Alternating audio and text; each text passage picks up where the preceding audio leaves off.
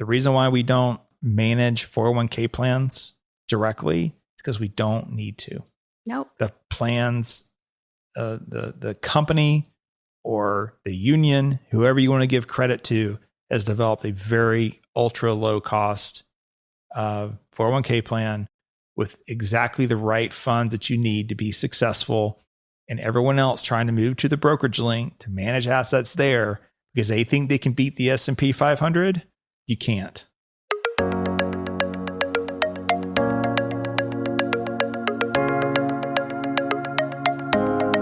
Welcome to a Wiser Retirement Podcast. We believe the best financial advice should always be conflict-free. I'm your host, Casey Smith. Guiding you to financial freedom today is my co-host, Missie Beach, the world's best financial planner. Today, we're going to talk about pilots and maximizing their 401k contributions. Hey, Missy. Hello. Yes, we love our pilots.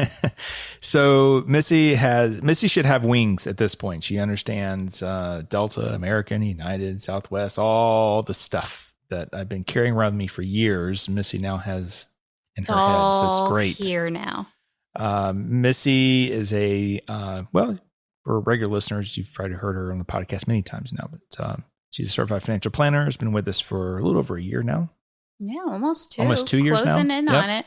And she has been instrumental in helping just keep developing our financial planning program. So I've been getting, and we will say this for non-pilots listening, we're still going to work hard to get this some information out of this for you. Oh, yeah. We do have a large selection of our client base that are airline pilots. And so we do like doing these podcasts just for them every few episodes. Speaking of which, so I've gotten some interesting texts here recently from fellow pilots. I usually get, hey, dude, check this out. And then they'll send me a picture of what they're looking out the window or, some trip they're on or whatever. But I've had one call me, actually. He's like, why do I keep getting all these phone calls from other financial advisors? And I said, what do you mean? He goes, phone call. He's like, I get phone calls from like guys like Northwestern Mutual and some Merrill guy was calling him. And I tried to explain to him that your pilot information is in a public database. So it's very easy to determine if someone has a pilot's license or not, right? Yeah. And those databases can be purchased. And so they get purchased. Potentially your employer's in there, but you could also do it you could buy a database. And we don't do this, by the way. But you could buy a database that would say, I want all the Boeing 737 type ratings in Atlanta. Yeah. And so you're going to get Southwest and you're going to get Delta pilots, right? Mm-hmm. That live here, and a few others that maybe commute out somewhere. That's the list you're going to get. And you're going to get phone numbers, you're going to get emails. And so you have to be careful of the people that are reaching out to you and what their objectives are. And most of them, if they're calling you, it's a transactional relationship and they're wanting to sell you something for a commission. They're hungry for business. Yes. They need you. Yes. So just be wary of that. I would say that if you're listening to this podcast, you probably should just call us. Yeah. Conflict free. But, we're not always the best fit for everybody. I understand that. But yes, those people are not fiduciaries. They're not feeling financial planners for sure. The next thing that's been happening is we have a couple of other groups that, pilots like being understood. I totally get that, having been one commercial pilot for 12 years. But there's also there's a guy who's it's called the Pilot's Advisor. And he's talking about a tax bomb that's about to burst for pilots if they don't do these things. And basically what he's talking about is saving into a Roth 401k plan. And this is something that I don't know if it's on our agenda today, but we can talk about it real briefly, is that there seems to be this trend of people converting everything in their 401k to the Roth side. So they're already making $500,000-$600,000 a year. And then on top of that, they're converting like $1.5 million at once. Oh, gosh. Yeah. Paying all that tax. Right. I have not met these people. Mm-hmm. I've been told from other people flying with them, this is what they've been doing. And that's crazy.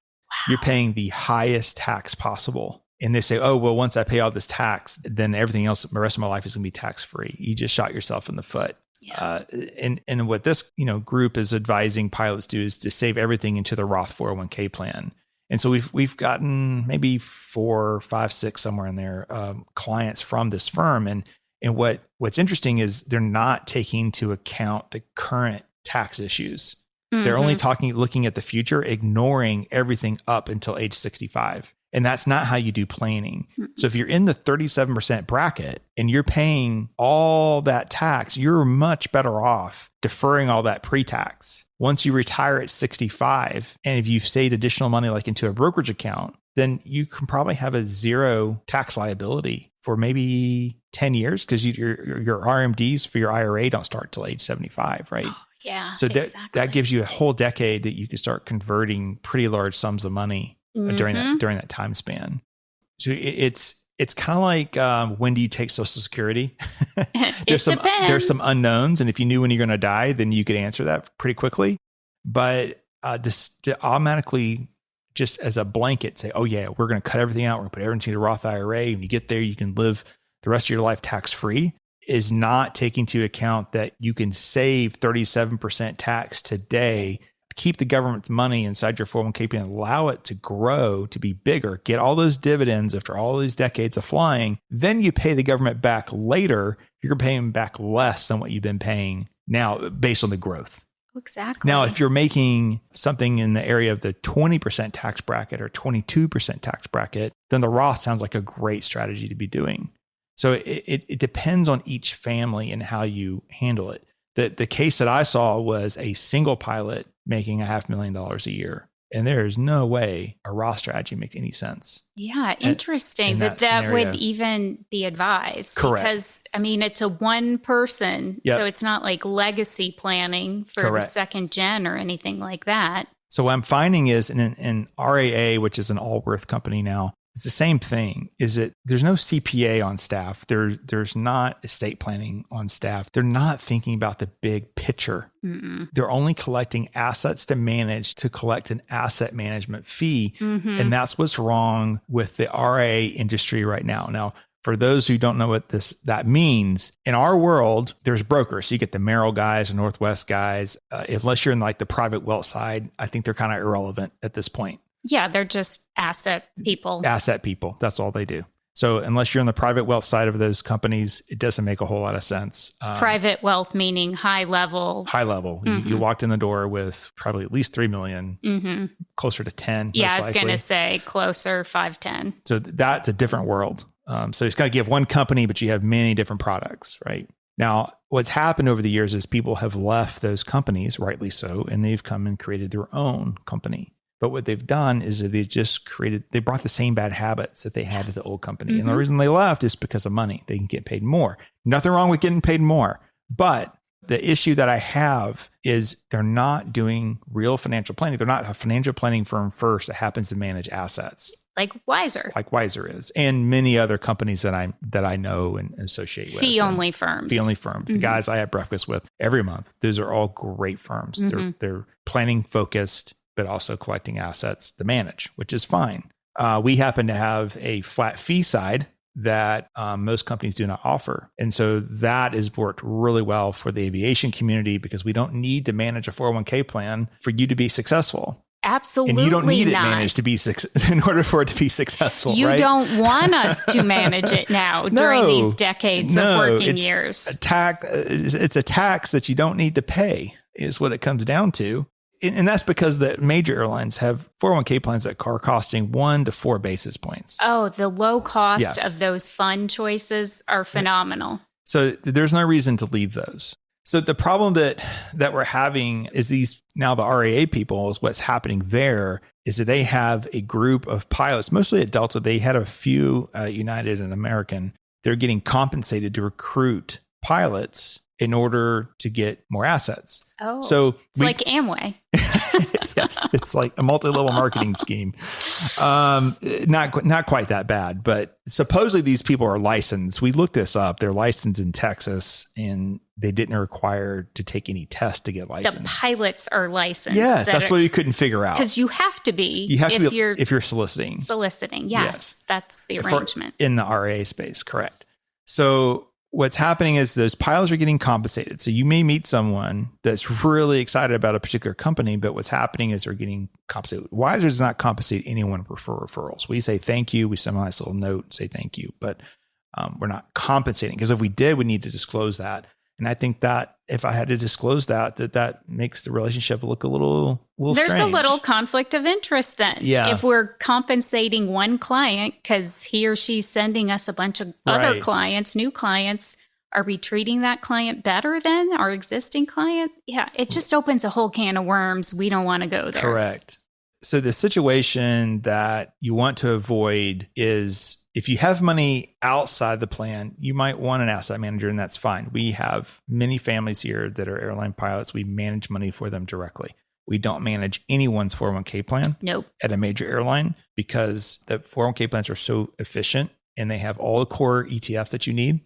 Recently, a pilot, a longtime friend of mine from ASA, came in and said, "Hey, look, I have a neighbor who works for this company, and they've taken my portfolio and compared it to what they can do. And they say that they can match it downside, but beat the upside," or something like that. Or down, sorry, I think it was the downside. Anyway, the point is that their active strategy would work. And in that comparison, they failed to compare apples to apples. So the first thing I looked at was, like, for example, on the Delta plan, those are not publicly traded funds. You can't go put a ticker in for the large cap S&P 500 index fund inside the plan. They're unit invested trusts. So the plan's so big, it has its own thing, right? So what I told him was like, well, the problem is in his selection, his average expense ratio was like 0.25%. Oh, for the Delta plan? For the Delta plan, where it's really costing 2%. So instead of putting in BlackRock ETFs, he should have put in Vanguard ETFs. And even then have been a basis of 0.2 higher, but not make a huge difference. And then the next part was comparing their model. Well, was their model, and Andrew, our keen data here, he can attest to this because he's a CFA. But when you compare your current portfolios, you just can't go to your model and say, this is what it was, because that model changes over time. Yeah. So you have to show a composition, the history of that model and what that real rate of return was. And I'm pretty sure that was not what was shown. That was not a true representation of what their model was. So you just have to be really careful when you're working with these people that they're not trying to pull the wool over your eyes. Because if they're going to charge 0.5%, but they assume the plan costs 0.25, they don't have to beat it by 0.25. Yeah. They literally have to beat the Delta plan by at least 0.5% each year, period. And as far as performance goes, we can capture more of the upside and less of the downside. I call BS on that. So obviously a CFA was not calculating these things on their side. So. I think it was just like a guy who tries to sound really smart. Wow. That's like egregious. I mean, it could be. If the SEC was looking at that proposal, they would not have been happy. No. That's my assumption. And if you're working specifically with Delta pilots, you should probably have a better idea of what was actually in the plan. Yeah. Instead of, hey, what's your allocation? You know what the allocation is. So just compare what you already know about the plan. Yeah. So well, not knowing the underlying fund fees is kind of like Delta 101. Right. Exactly. There's just a lot of this is happening. Wow. The cold calls, and then people just getting aggressive. And it hurts me because, I did not fly at Big Delta. I flew at a regional for Delta. But a lot of these guys there, I think I looked we have over 120 guys from my time at ASA. Yeah. Wow. So those are just the guys that are at the regionals that are now at other companies. So it just hurts me because I feel like I'm still a part of that group somehow. Trying to do the right thing for your peers. And we did that as the ASA Airline Pilots Association. Sterling Roach, he was the chairman of the committee. He asked me to come in and do workshops for the guys. Hey, how can we be better at money? And I just gave it my heart. Yeah. I wasn't trying to sell anything. No, you're just another pilot. Yeah, I was just like flying with these guys as a new first officer. I'm like, people are really stupid with their money here. We got to fix this. So it just hurts me that you fully expect outsiders coming in. Yeah. But when you have pilot on pilot crime. Yeah, that's bad. it makes me sad. Internal crime. It makes me sad that that they're out there doing that. And I know how this works.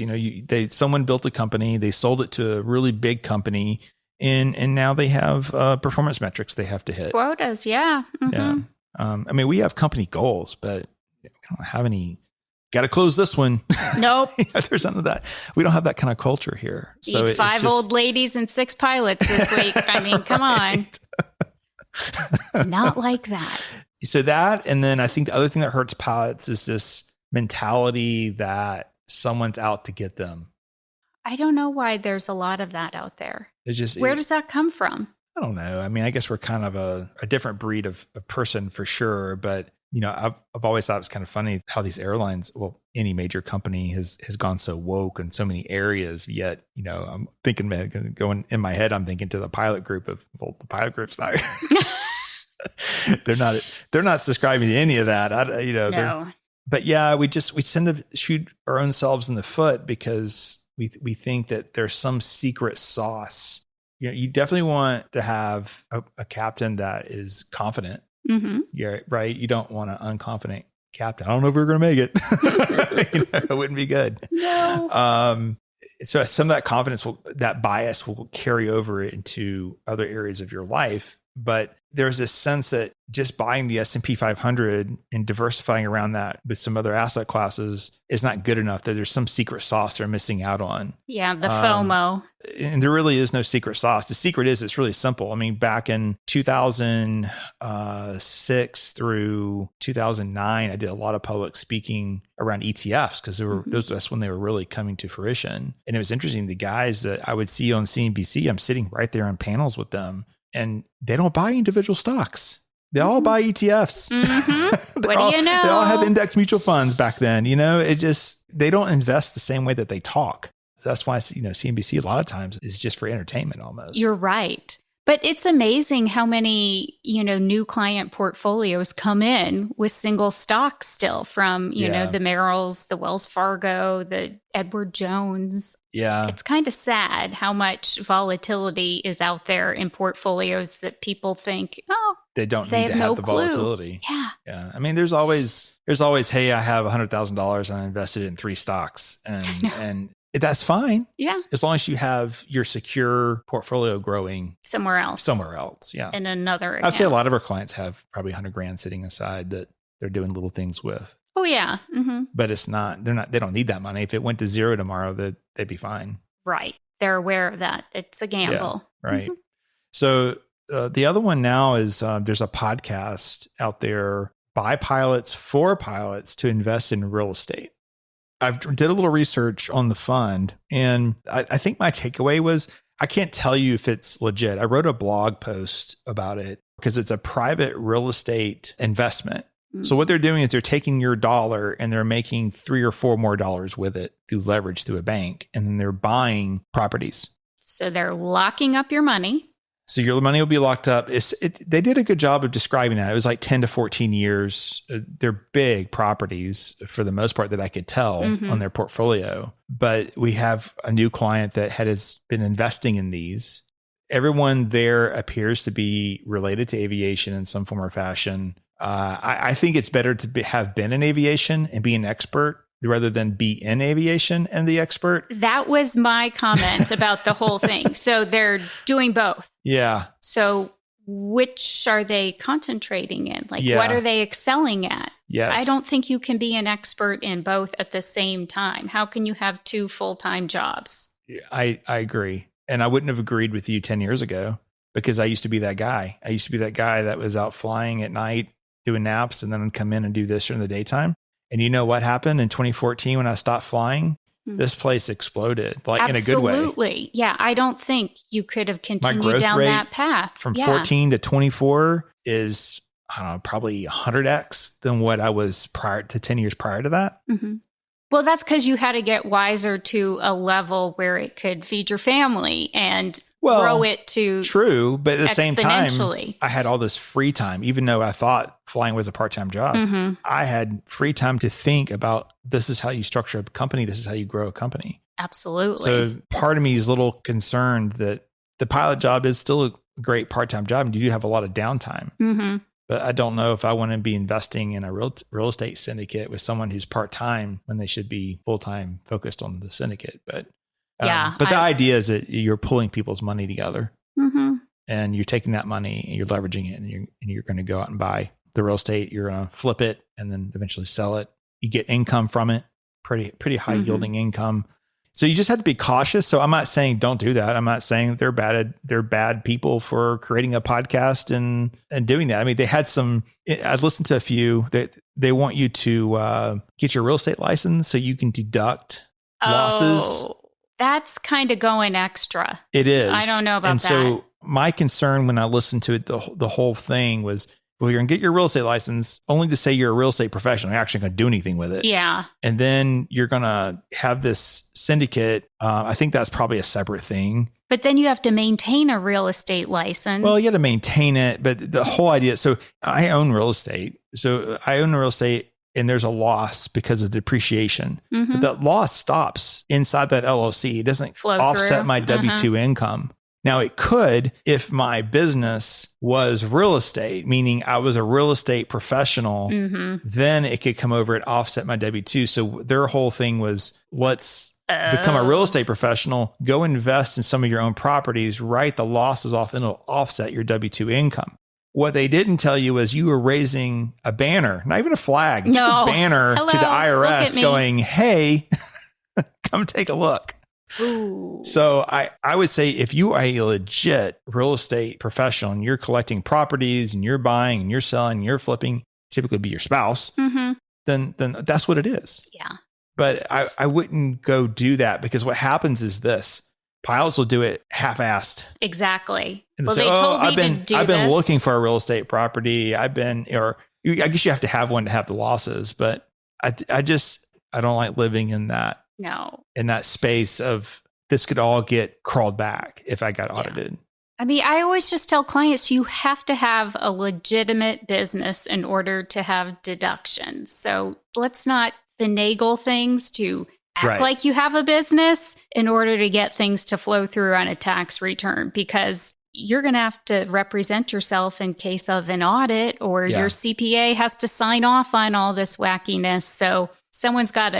I don't know. I joke. I say this jokingly, but it's partly true. It's like we put two pilots in a cockpit for 4 hours and we become experts on all kinds of things. And we come up with, what if we did this? Or what if you did it this way? And this is how I'm doing it. And you know what? Half the stuff you hear, I think, from these people, they're only telling you about the positive side. Bingo. They understand the negative side or the downside. And, you know, I remember like it was yesterday going for a physical one year. And I just so happened that I had an article published in the AJC, and the guy was sitting in the waiting room looking at the AJC, and he puts it down. He looks up at me and he's like, "You're the guy in the paper." And he was a Delta guy. This was probably been 2009. He was 1 or 2 years out from retirement. He had liquidated his 401k because above 59.5, you can do a rollout. So he rolled it out and he invested in a development in Florida with his brother-in-law. And that's where the story goes south. And basically, this is after financial crisis, right? So the bank had foreclosed on the property because they didn't have the money, because they took his $1 million and they made 4 out of it. And the bank was like, times are tough. We need this back. And so they called the note and it's not liquid. Can't sell it. It's not worth nearly what it was. So he wanted to know, he looked at me and he goes, "How much money do you think I'll get back?" And I had to tell him, you won't get anything back. You were the leverage. You were the collateral for that loan. You were the guy. You were the guy. They used you. You've got to find someone to bail you out, which is probably not going to happen. And so those are the things that I feel like in my time in aviation, I met time and time again, people that got themselves into predicaments like that. Yeah. Every guy is going to tell you about the winner and not the loser. Yeah. And that's what everybody needs to realize, that no one's going to tell you about the times that they lost money. That's not good conversation. No one wants to brag about that. Only the Googles and NVIDIA. We never talk about the Enrons or anything like that. So, but anyway, just we could make this its own podcast, really. I know. It's things that we hear from the cockpit of major airlines. Hey, fellow aviators. Before we dive back into this episode, I've got some awesome news to share. On our website, we've got a freebie just for you. Our team of financial advisors has done the legwork to provide you with free 401k allocations for all the major airlines. Getting your hands on your airline's specific allocation is a breeze. Just click the link in the episode notes or head over to pilotretirement.com. Now let's get back to the good stuff in this episode. Let's go ahead and work through 401k plans. This would apply to any airline, not just Delta. We're most familiar with Delta, Southwest, United, American because we have so many clients there, but we also have clients at Alaska. You can do this at any of the major airlines. So let's talk about 401k plans. A couple of things that we see when pilots come in is, and it's not a high percentage, but there is a percentage of people who are not contributing to their 401k plan. And that's because the airline's putting in 17%. They're like, why should I put in 17%? Now, typically in my case, and you might have your own stories, in my case, what I've seen is there's been other advisors telling them not to contribute. Mm-hmm. So we had a Northwest Mutual guy that had convinced a pilot not to save into his 401k plan at all and to like send him $10,000 a month for a whole life insurance policy. His own bank with the whole life insurance. We're going to do a podcast episode just on that, Hadley. We need to write that one down. Being your own bank with whole life insurance. And I say that sarcastically. It's just a technique these guys are using to sell product, but I want to break that one down. Thank you. But so anyway, I don't think that's the best strategy unless you're like a brand new hire. So we're talking about everybody with 2+ years of seniority here. I think that for tax deferral purposes, you want to be contributing that money into the 401k plan. You're not going to lose the matching. It's not like a pension. No, absolutely. But in most cases, I have not seen where not contributing was good for you. No, I what can't people make a aren't case. Taking into consideration is inflation. So it's like when the market-based cash balance plan came out, people are like, I don't need to do that. I'm in my early 30s. I'm going to have $11 million in my 401k when I retire already. Mm-hmm. True. You should have $11 million in your 401k. You know what else you're going to have? Milk. Milk's going to cost $35 a gallon. Oh, yeah. It's called inflation. We're showing clients in retirement taking out $500,000 a year just for regular living expenses. Correct. And that's nothing extravagant. You can't forecast future dollars and then compare it to current day pricing. Exactly. That's apples and oranges. It's not even apples. It's like apples and grass. It's not even a fruit.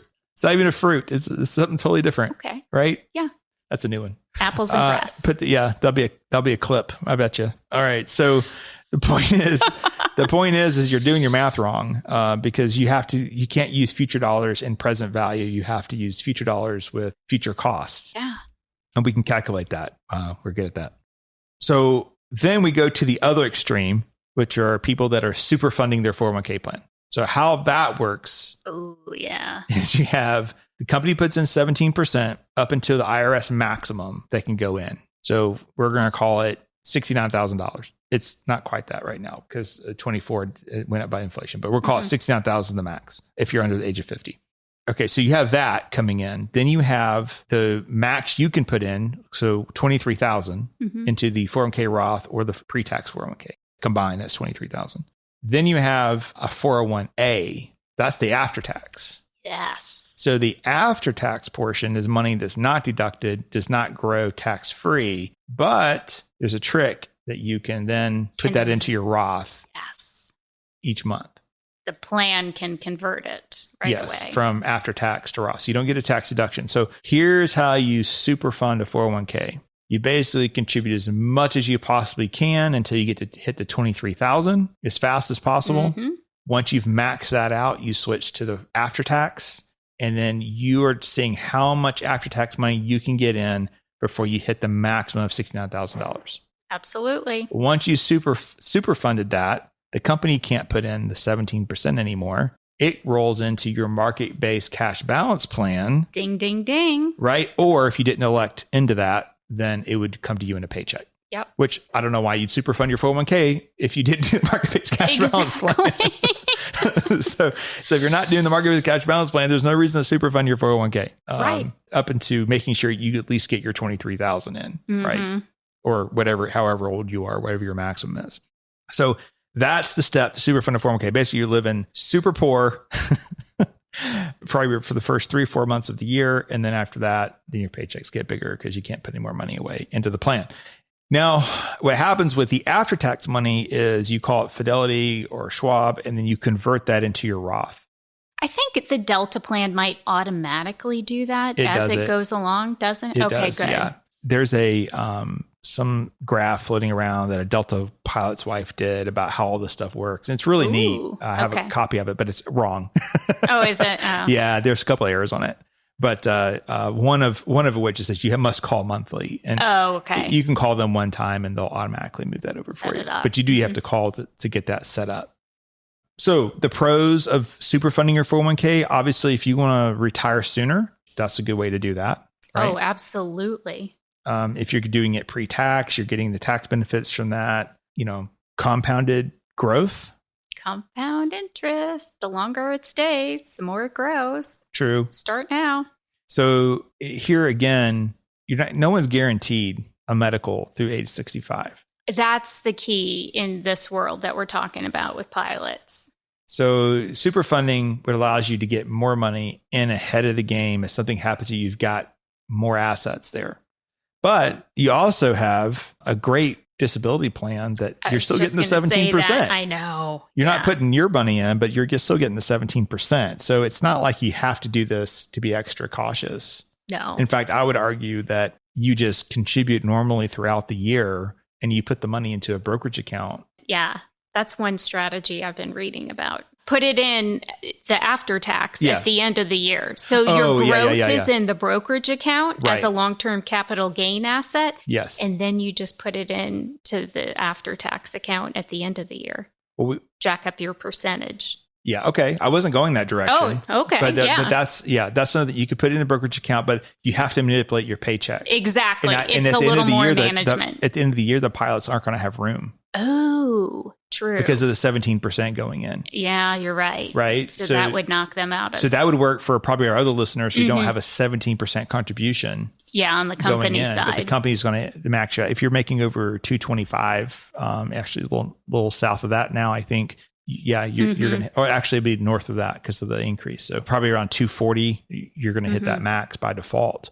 What I was referring to is what we call our opportunity fund. Oh, yeah. I'd rather, instead of just throwing it all into after tax and converting into the Roth, I'd rather have it not count it toward my retirement, put it into a brokerage account, let it build there, and you can manage it very tax efficiently. So, for example, balances over typically 300,000. We can do direct indexing. So we can buy the S&P 500. Nothing's guaranteed, but historically, you can write off 6% of that, meaning 6% of that can be harvested for a tax credit. You can only write off $3,000 a year, but over, let's say, a 10, 15, 20-year period, that money would create a tax credit, which allows you to live basically tax-free for a little while after retirement. Which is huge. Which allows you to then convert that IRA into Roth. Yes. And then at your death, you're passing on either long-term capital gains assets, which get stepped up in basis, or maybe you've converted some of it to a Roth. So I think that's almost a better play than trying to do this super funding of the Roth. Yeah. Unless you're just really behind for retirement. You got hired late in life. You were stuck at a regional for a while. I mean, I think most of those guys are my age and they might need to be super funding. I flew during the worst 12 years to be in aviation. September 11th, financial crisis, Enron. I mean, it was all. You picked it. Every bankruptcy, every major was in bankruptcy. U.S. Airways went in bankruptcy twice. So if you're those guys, we're probably trying to catch up. Trying to catch up a little bit over a lost decade in aviation, but for the new guys, I don't know there's much reason to be doing.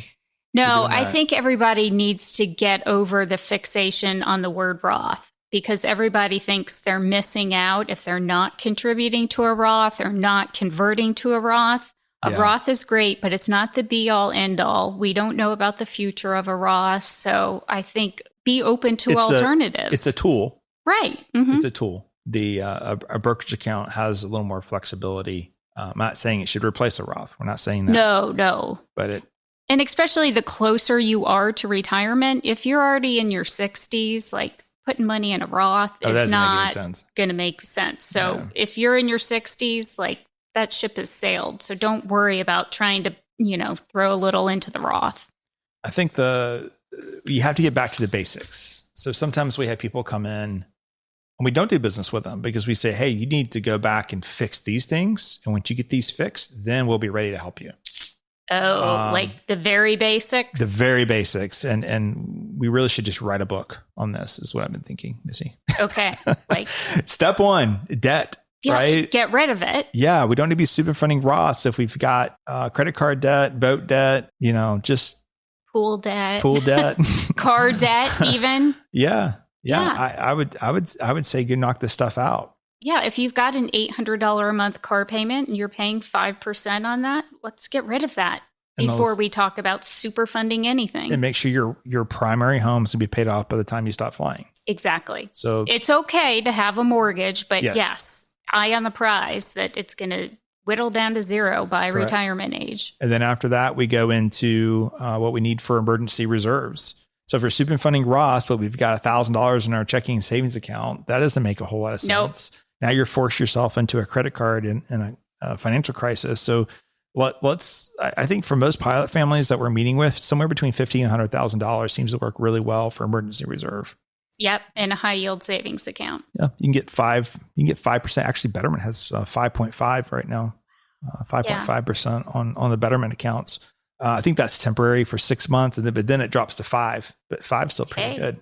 And then there's other companies out there that are kind of matching that. Oh yeah. SoFi has one. Even American Express and Citi, I think they're still around 4.5. Yeah. So you're still getting pretty good there at bigger, more traditional names. So anyway, establish that emergency fund after we get rid of that debt. And then the next one is, are we on track for retirement? Have we done any math? Does the plan work? Does it even work? I mean, so many people just save, but they have no idea what it means. Yeah. Is it in the right places? What's your number? Am I going to be okay? You know how many people have come through our planning process and at the end, there's this huge sigh of relief going, okay, I'm all right. And I kind of look at them like, you didn't know you're all right? Yeah. Well, no, you wouldn't, because you've never done the math. Mm-hmm. You've maybe done the free calculators online, which don't take account inflation, don't take into account realistic returns. No, or the tax nature of accounts. Correct. Yes. That's right. They're not taking tax out on your IRA distributions. So therefore, yes, your plan is on track because you're living your entire life tax-free because the creator of the calculator didn't build that in. 6% didn't work. Let me adjust that to 7%. Okay, great. Yes. I can retire now. Exactly. So once we have a retirement plan, we know that this is working, then that's when you go to opportunity money. Now, opportunity money can be done in different ways. We just already touched on it, so I don't want to repeat ourselves. Mm-hmm. But in our world, you would create a brokerage account. It's not counted for retirement. You're putting money in there. It's for an opportunity. Maybe you're a senior captain, you're putting thousands of dollars in there every single month, and 10 years, 5 years, maybe 3 years from now, this great property becomes available and you have this vision of your kids and grandkids coming here every Thanksgiving or Christmas and the memories you can create for that. You don't have to rob your 401k or anywhere else to help cover this later. You have it right there in your opportunity fund, at least a down payment and to get that legacy started. Absolutely. So that's what opportunity funds are for. Or it could be a real estate investment that's for rent, not just family legacy. Yeah. Cash flow neutral, at least. Hopefully not real estate syndicates. I don't know if that's worth it. Yeah, I know. I just hesitate to get anybody's money locked up for 10 to 14 years. Yeah. I mean, in more advanced planning, like we do with business owners when we're selling businesses, and a lot of times it's called a 1031. 1031 exchange. They'll exchange it into one of these REITs. So you're taking your business, you just sold it for $20 million. You're going to take $5 million, you put it into a REIT, so you don't have to pay tax on the sale of that portion of the business.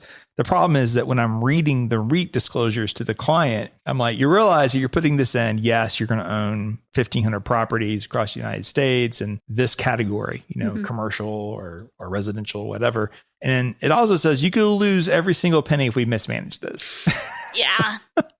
And it's like, you're just better off go buy a house on, I would normally say 30A, but with so many sharks down there, I'm not sure people are going to be. You're going to go to the mountains now? You have to go to the mountains now, but better off doing that, having good insurance policy on the place and renting it out yourself.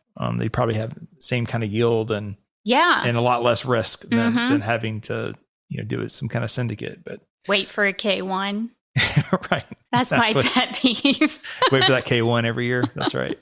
So anyway, after we've established extra money goes to the opportunity fund, there's other things you might want to look at. I mean, you could look at, before opportunity fund, actually what Missy was the educational fund. I forgot about that.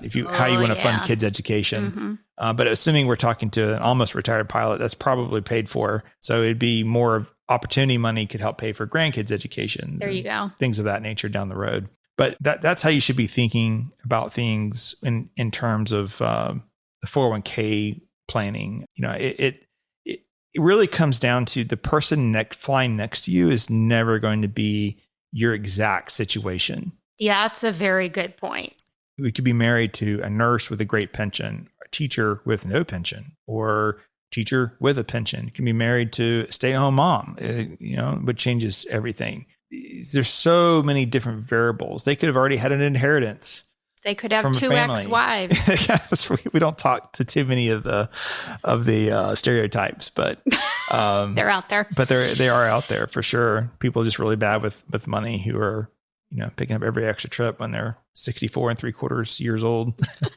Lots of green slips. So you have to realize that financial advice is very personalized.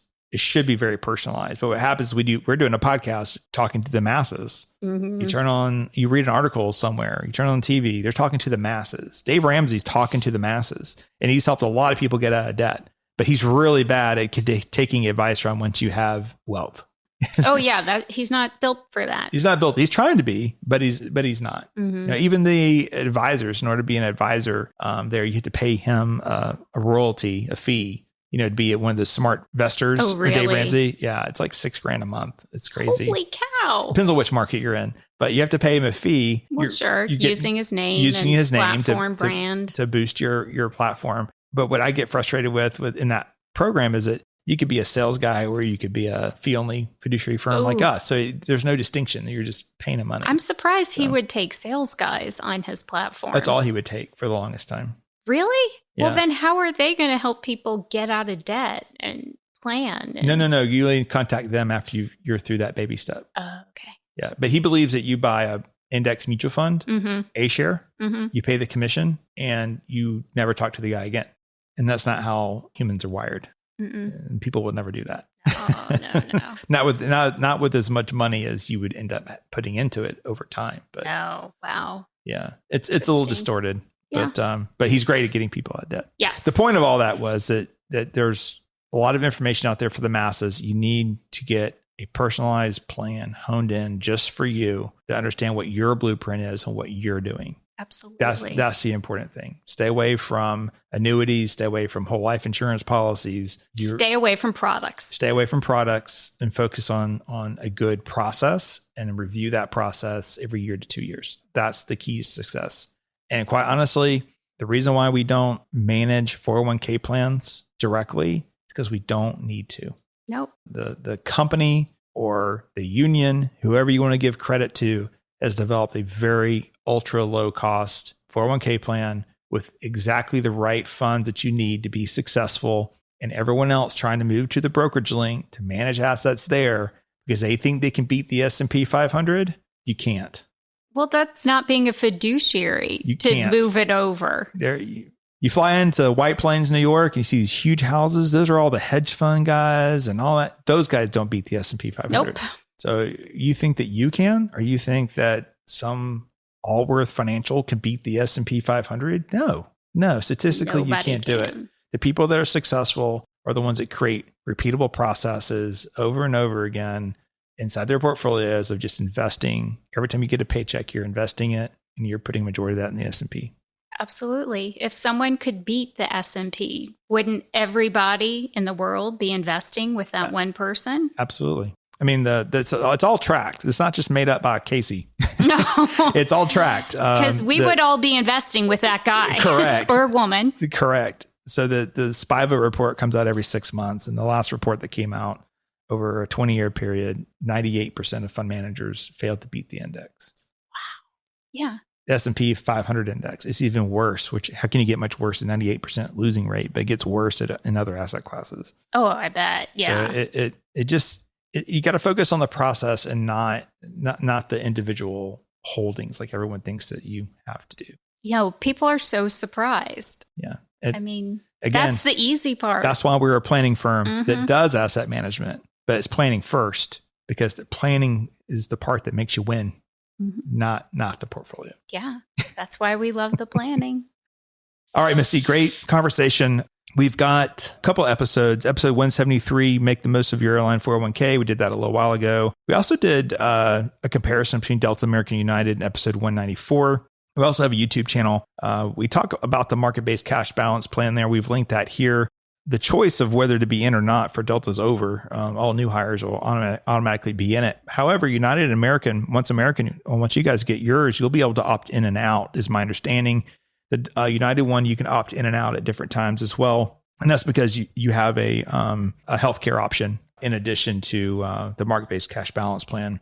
Other things to think about, we're so passionate about the asset allocation and getting that right. We've actually provided that to you for free. You can download that off our website. We've linked it to this podcast here. But if you go to wiserinvestor.com, you get down to the center, you click on airlines, you'll see your airline there. Those allocations are looked at every quarter. We'll take a peek at it. We've gone 2 years without making any changes. We made some major changes, I guess, in the last 12 months on the allocations. But you can use those inside your own 401k plan, take our risk questionnaire.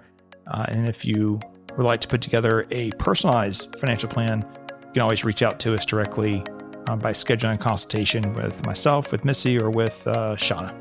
Thanks for listening. Thanks, Missy. Thanks, Casey. Talk to you guys soon. Thanks